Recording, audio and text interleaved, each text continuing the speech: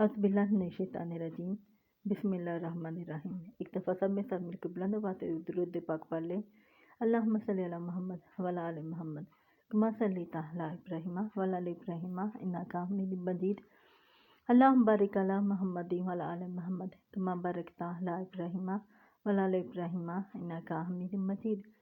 मेरे मोअज़्ज़ज़ साइमीन व साइमात, अब सबकी खिदमत में मेरा मोहब्बत भरा और चाहतो भरा अस्सलामु अलैकुम वरहमतुल्लाहि वबरकातुहू।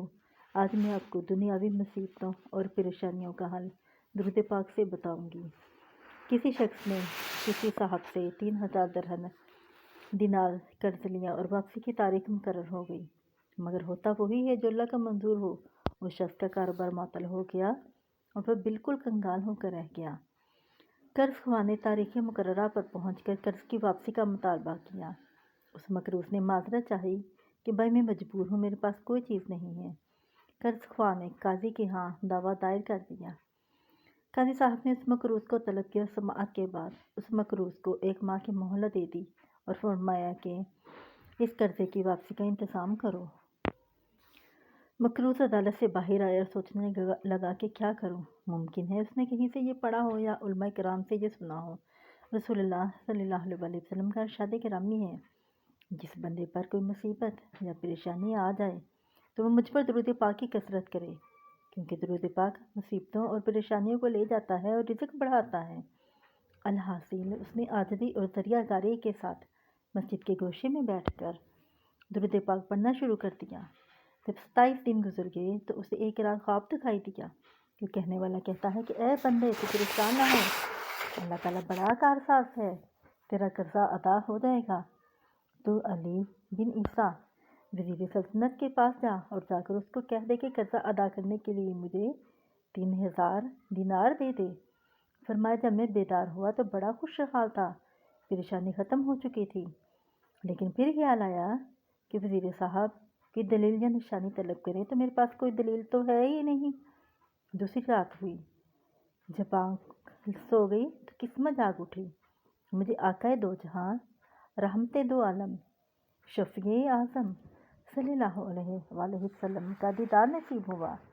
हुज़ूर अकरम सल्लल्लाहु अलैहि वसल्लम ने भी अली बिन ईसा वज़ीर के पास जाने का इरशाद फरमाया। जब आँख खुली तो खुशी की इंतहा न थी।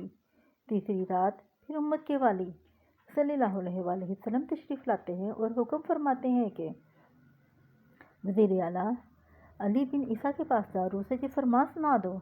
अर्ज़ किया, या रसूलल्लाह सल्लल्लाहु अलैहि वसल्लम, मैं कुछ दलील या अलामत चाहता हूँ जो कि अरशाद की सदाकत की दलील हो। ये सुनकर हजूर सल्लल्लाहु अलैहि वसल्लम ने मेरे अर्ज़ की तहसीन फरमाई और फरमाया कि अगर वज़ीर तुझसे कोई अलामत दरियाफ्त करे तो कह देना। इसकी सच्चाई की अलामत ये है कि आप नमाज फजर के बाद किसी से भी कलाम करने से पहले 5000 बार दुरूद पाक का तोहफ़ा बारगाह रसालत में पेश करते हैं, जिसे अल्लाह ताला और करामत कातबीन के सिवा कोई नहीं जानता। ये फरमाकर सय्यदे दो आलम सल्लल्लाहु अलैहि वसल्लम तशरीफ़ ले गए। मैं बेदार हुआ, नमाज फजर के बाद मस्जिद से बाहर कदम रखा और आज पूरा महीना हो चुका था। मैं वज़ीर साहब से सारा किस्सा कह सुनाया। जब वज़ीर साहब ने कोई दलील तलब की और मैंने हजूर महबूब किबरिया सल्लल्लाहु अलैहि वसल्लम का इरशाद सुनाया तो वज़ीर साहब खुशी और मसरत से चमक उठे और फरमाया, मरहबा बरे रसूलल्लाह सल्लल्लाहु अलैहि वसल्लम। और फिर वज़ीर साहब अंदर गए और 9000 दिनार लेकर आ गए। उनमें से 3000 गिनकर मेरी झोली में डाल दिए और फरमाया, ये 3000 कर्जा की अदायगी के लिए, और फिर 3000 और दिए कि ये तेरे बाल बच्चों का खर्च, और फिर 3000 और दिए और फरमाया ये तेरे कारोबार के लिए। और साथ ही मुझे विदा करते हुए कसम देकर कहा, ए भाई, तू मेरा दीनी और ईमानी भाई है, खुदारा ये ताल्लुक़ मोहब्बत ना तोड़ना। और जब भी आपको कोई काम या कोई हाजत दरपेश हो तो बिला रोक टोक आ जाना, मैं आपके काम दिलो जान से किया करूँगा। फरमाया कि मैं वो रकम लेकर सीधा काजी साहब की अदालत में पहुँच गया। जब फरकेन को बुलाया हुआ तो मैं काजी साहब के यहाँ पहुँचा और देखा कि कर्ज ख्वाह मबहूत खड़ा है। मैंने 3000 दिनार गिनकर काजी साहब के सामने रख दिए اب قاضی صاحب نے سوال کیا کہ بتا تو اتنی دولت کہاں سے لے آیا ہے؟ حالانکہ تو مفلس اور کنگال تھا۔ میں نے سارا واقعہ بیان کر دیا۔ قاضی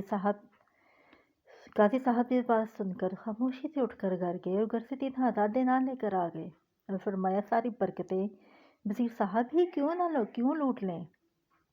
میں بھی تو سرکار کا غلام ہوں، تیرا یہ قرضہ میں ادا کرتا ہوں۔ جب صاحب دین قرضے والے نے یہ ماجرا دیکھا تو بولا ساری رحمتیں تم لوگ ہی کیوں سمیٹ لو؟ میں بھی تو ان صلی اللہ علیہ وسلم کا حقدار ہوں اور میں بھی تو رحمت لوٹوں گا۔ یہ کہہ کر اس نے تحریر کر دیا کہ میں نے اس کا قرضہ اللہ تعالیٰ اور رسول اکرم صلی اللہ علیہ وسلم کے لیے معاف کر دیا۔ اور پھر مقروض نے قاضی صاحب سے کہا آپ کا شکریہ، لیجیے اپنی رقم سنبھال لیجیے۔ تو قاضی صاحب نے فرمایا اللہ تعالیٰ اور اس کے پیارے رسول صلی اللہ علیہ وسلم کی محبت میں جو دینار لایا ہوں وہ واپس لینے کے لیے ہرگز تیار نہیں ہوں، یہ آپ کے ہیں اور آپ ہی لے کر جائیں گے۔ میں 12,000 دینار لے کر گھر آ گیا اور قرضہ بھی معاف ہو گیا۔ یہ برکت ساری کی ساری درود پاک کی ہے۔ کسی شاعر نے کیا خوب کہا ہے، مشکل جو سر پہ آ پڑی تیرے ہی نام سے ٹلی، مشکل کشا ہے تیرا نام تجھ پہ درود اور سلام۔ آخر میں میری اللہ تعالیٰ سے التجا ہے کہ وہ میری اس چھوٹی سی کوشش کو اپنی بارگاہ میں قبول و منظور فرمائے اور مجھے اور میری قیامت تک آنے والے نسلوں کو درود پاک کا ذوق و شوق عطا فرمائے اور اہل بیت کی سچی محبت عطا فرمائے۔